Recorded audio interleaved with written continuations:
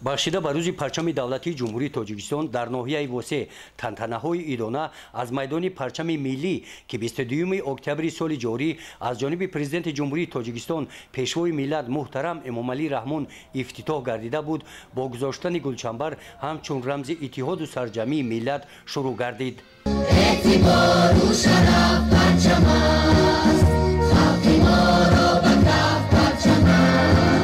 сипас дар қисмати раҳпаймоӣ бо парчами рамзӣ кормандони ташкилоту муассисаҳои ноҳия аз кӯчаи марказии ноҳия тантанабор дар даст парчами давлатии ҷумҳурии тоҷикистон гузашта ба макони баргузории чорабиниҳои идона дохили майдони варзишгоҳи марказии ноҳия шуданд. дар қисмати тантанавии чорабинии идона бахшида ба рӯзи парчами давлатии ҷумҳурии тоҷикистон дар маърузаи раиси ноҳияи восе қайд гардид ки сокинони ноҳияи восе Мадина Қурбонова ва оилаи Холовҳо дар мусобиқаҳои сатҳи байналмилалӣ ширкат варзида бо ғолибияти онҳо дар ин сол 5 маротиба парчами давлатии ҷумҳурии тоҷикистон баланд бардошта шуда парафшонӣ намудааст.